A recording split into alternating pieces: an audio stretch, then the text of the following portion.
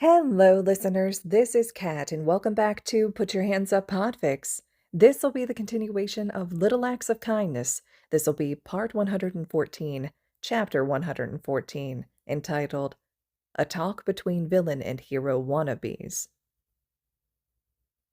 Izuku looked around the Kiyoshi Ward shopping mall. It was one of the biggest malls in Japan. The place had more shops than anywhere else in the prefecture. It had all the coolest and trendiest stuff. It was also very crowded and had a lot of shouting, people calling for attention, trying to bring customers in. The stores had to do more than simply cater to the different body types and the different quirks. They also had to design things for all sorts of ages. It was no wonder such a place had so many people, although it was nerve-wracking. Izuku, while you're here, do you plan to be getting new things to help with your quirk? Fumikage asked. Izuku blinked, pulling out of his thoughts, and he gave a nod. Yeah, I wanted some glasses that would work for protecting my eyes in a more casual setting, he said. He felt almost like he was being watched. And soon, he heard some shouting. Oh, aren't those the first years from UA? Good going at the sports festival, a group of teens shouted. Whoa, people still remember that? Uraraka said, looking startled. That must have been why he felt like he was being watched. Just some fans of the sports festival. Though Izuku would hope they'd forget him, given he was trying to be an underground hero. Of course they remember. We've made a good showing of ourselves and UA. It is to be expected that they would remember us and look forward to seeing us as heroes in the future, given we are the future guardians against villains, Tenya stated, hand chopping down. Izuku listened as his classmates started commenting about the different things they would need, and then they were splitting up into different groups, leaving him with Uraraka. What did you need to get? He asked her. Oh, bug spray, the girl answered. I have some of that. I need some new weights, Izuku said. I guess we can go to your shop first, then mine, he suggested hesitantly. I think it's better if we just each go to our shops, then meet back up, Uraraka said. That way we're quicker. All right. Izuku agreed, watching as Uraraka went off with a wave, leaving him alone. Maybe he should have gone with Denki and Hagakure for shoes, even if he already had well-worn footwear. He felt a bit sad that he was all alone. He still felt like he was being watched. He had mostly come to the mall as a chance to hang out with his friends, otherwise he could have gotten all of his gear at his local shops, even if some of them still refused him service for his former quirkless status. At least a few shops now let him in, having seen the sports festival. He had only taken a couple steps when he heard someone from behind him say, Oh, cool. You're from UA. Can I get your autograph? Izuku startled a bit. Huh? Would someone really want a first-year student's autograph? He hadn't even really done anything. He flinched as he felt an arm wrapping around him. You're the kid who walked out of bounds after just talking to some Gen Ed student, right? Izuku was frozen a bit, panic rising up in him as he glanced at the person who held him, and saw familiar light blue hair, piercing red eyes, and chapped lips. Then, during that business in Hosu, you ran into the hero killer.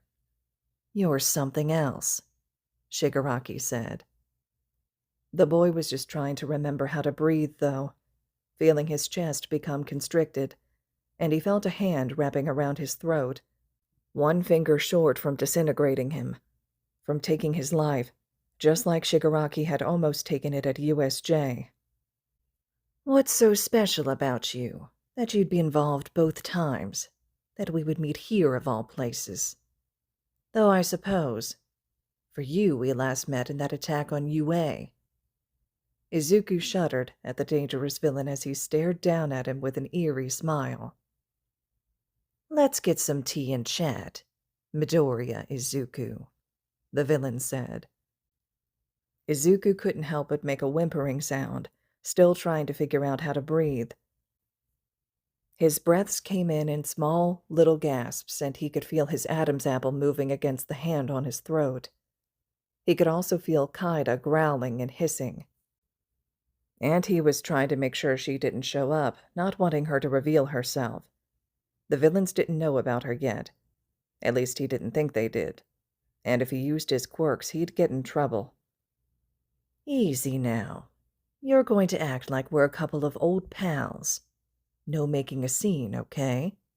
The villain said, his voice taunting. Calm down. Breathe naturally. I just want to talk. That's all. So don't you try anything funny. Izuku swallowed, scared. Not for himself, but for the people around him. He knew just how dangerous the villain's quirk was, the way his skin had turned to dust.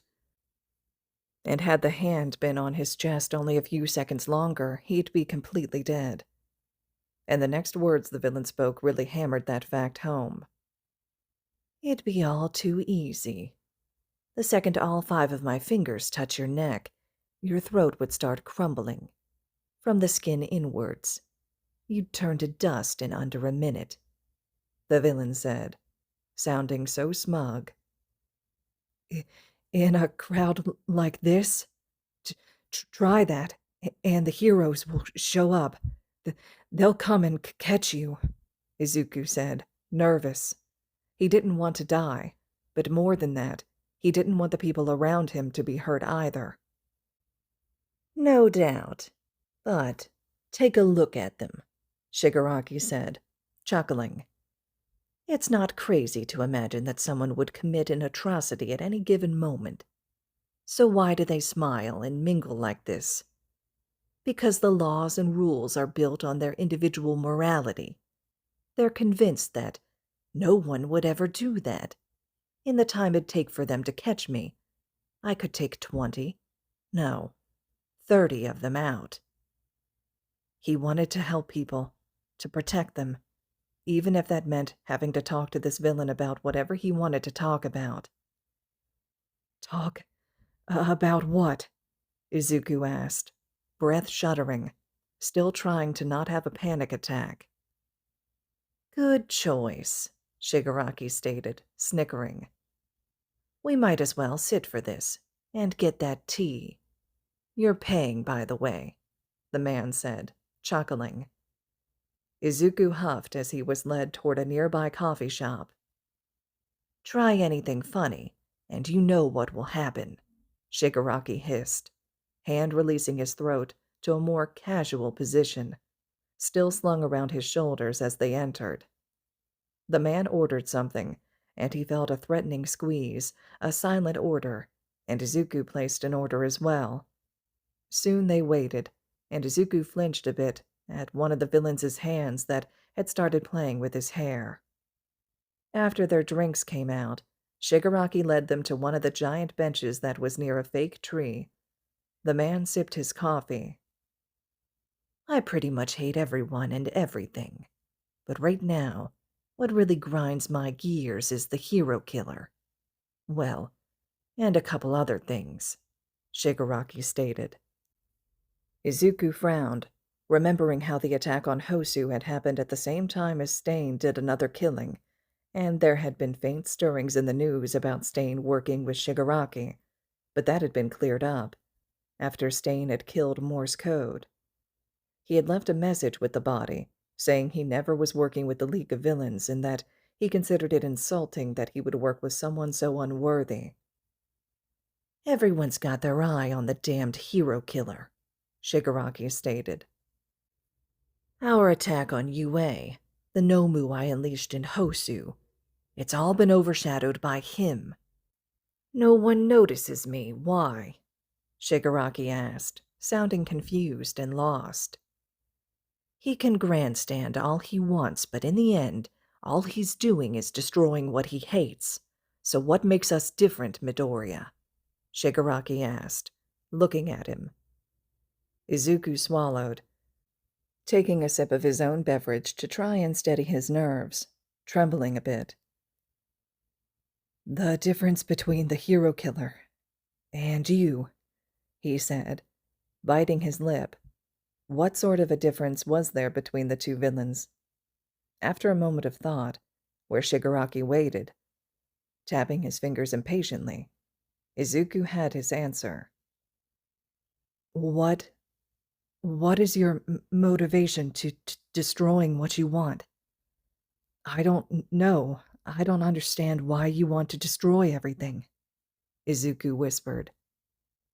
But the hero killer, even though I can't accept his ideas, I do understand him. Back in Hosu, he even saved me from your Nomu. So at the very least, he's destructive, but he's doing it for a reason. It's not just for fun, Izuku whispered out. His methods may be wrong, but I think he's at least trying to live by his ideas, Izuku stated, nervously glancing at the villain. He shuddered at the intense look in the villain's eyes. My motivation, Shigaraki said, seeming to have caught on to that bit and not the rest. I want to destroy everything I hate. How is that different from Stain killing what he hates? The villain asked, tone whining a bit. Why does having some bullshit reason make him so much more aggravating? Well, you're also newer in terms of being a villain. The hero killer has been active for a while now, Izuku said quietly. So you're saying that I need to make more moves to get more attention? That I haven't been doing enough of the main campaign to gain recognition, Shigaraki said. Izuku would rather not encourage the villain to make more moves, more attacks, but how to convince the villain to not? Maybe. Why do you hate everything, though? He asked. To get out of this situation, he needed to have this talk with Shigaraki, but this was an opportunity. Izuku couldn't be scared. He needed to be a hero, needed to save people. But more than that, this talk with Shigaraki. Shigaraki was seeking someone to talk to. That wasn't all for one. Why? Why was Shigaraki asking him? And Izuku, could he convince him to be less destructive? Could he get the villain to perhaps change his path? Why do I hate everything? Shigaraki repeated, looking at him in surprise. Izuku nodded. Shigaraki was quiet for a while, seemingly thinking about this question. Because they all rub me the wrong way. All these smiling, happy faces, it bugs me, the villain stated. All these people, so happy, thinking that no one would attack them. And why? Because of heroes? The villain scoffed. Where are their heroes? There's no heroes here guarding the mall, but yet they think they are safe. Why? Because they have hope, Izuku answered, quiet, but no stutters in his voice. They know peace because even should an attack happen, heroes would come to their rescue. Sure, a villain might be able to kill some of them. Tragedies happen. But the villain would be stopped and arrested, he said. Heroes bring people hope. And where were the heroes when I needed someone? Shigaraki hissed out, before blinking a bit in surprise. Izuku tilted his head. Heroes can't be everywhere, even though they want to be. It's sad, but some people aren't helped, he stated. Shigaraki scoffed. Then why bother at all? Why only help some and not all? He stated. It's stupid, the villain said. They smile and have hope because heroes like All Might smile and say some stupid line about being there. But what about when he's not there, huh? Shigaraki demanded.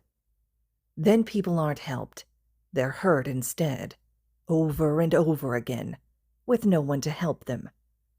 I was lucky in that Sensei found me and helped me, Shigaraki stated. That's why the hero killer and you piss me off so much, he stated, a tone of realization. Because of All Might. Stain thinks All Might is such a true hero, and you're All Might's little lapdog, ready to toss your life away just to save your symbol of peace. The adult huffed. But that's another issue, he whined, glaring. Izuku swallowed. What is the issue? He asked. Sensei, Shigaraki said. That's All for One, right? He asked. You know about him? Shigaraki looked surprised. Wait, of course you do. You're All Might's lapdog, the villain said. But yes. What issue are you having with him? Izuku asked. He keeps restricting my movements, telling me don't do this, don't do that, and now he's taking my servant away from me. The man whined, sounding like a petulant child. Even if Izuku couldn't get Shigaraki to stop villainy, it sounded like Shigaraki wasn't too happy with All for One, and having the villain have such a dangerous person working for him was bad. Maybe Izuku could put a wedge in whatever relationship the two had. Why does he restrict your movements? He says it's 'cause I'm too immature and that I can't use my resources right. But I learned from my mistakes. I can do better now. I haven't lost this game yet. Izuku couldn't help but agree that Shigaraki did seem a bit immature, like a child throwing a temper tantrum that he wasn't getting his way. What is All for One after? Izuku asked. Don't know, Shigaraki answered. Izuku swallowed. He knew this was his chance to do something, maybe turn Shigaraki against All for One. Why don't you know? He asked quietly.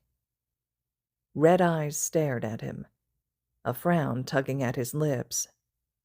Izuku pressed on a bit. You're his student, right? I mean, you call him Sensei. So you have to be pretty close, but you don't know his plans. The man's hand clenched around the coffee, and the cup disintegrated, and Shigaraki cursed as coffee splattered all over his lap. Izuku found himself released, but a glare told him that moving was a very bad idea. Shigaraki cleaned up his lap, grumbling. All for One doesn't need to tell me because I don't need to know, he finally answered, starting to leave. What you should worry about is meeting me again, 'cause when we do, that's when you'll die. Thanks for the chat, though. Wait, Izuku called out, and the villain glanced at him with his red eyes, pausing. You say I'm All Might's lapdog, but I at least know that All Might wants me to become the best hero I can be. I know that one day I might have to face All for One, but that All Might wants to take the villain down so I don't have to. I know he wants me to help make the world a better place. He doesn't hide things from me, Shigaraki. So between the two of us, who's the lapdog and who's the student? Izuku asked, swallowing. Shigaraki glared at him, storming off without a further word. Izuku could only hope that the chat was enough for something. With fast breaths, he pulled out his phone and called All Might.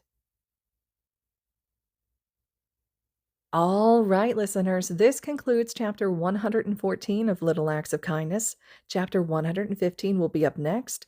Love to hear your thoughts and reactions to this one, how the mall scene was played out a little bit differently in this one. The conversation still takes place, but a little bit of changes throughout there, of course. So let me know your reactions and comments below.